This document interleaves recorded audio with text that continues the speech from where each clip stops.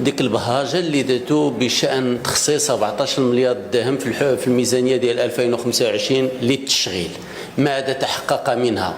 أكيد أنه لا جواب لكم، لأنكم حكومة ديال الشفوي تنتجون الخطاب وتجتهدون في ذلك، لكن في الواقع لا شيء.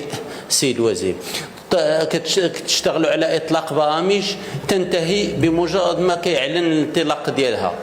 اعطيتوا وعود للمغاربه وخديتوا منها مقاعدكم واغلبيتكم وزدتوا هنا في البرنامج الحكومي، خديتوا الثقه ديال المجلس بمليون منصب شغل، لا شيء تحقق.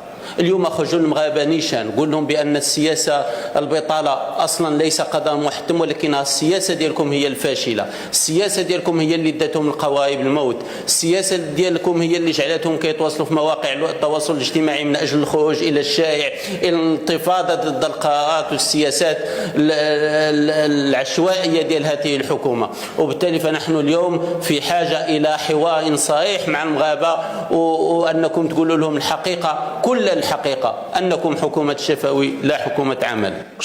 هل من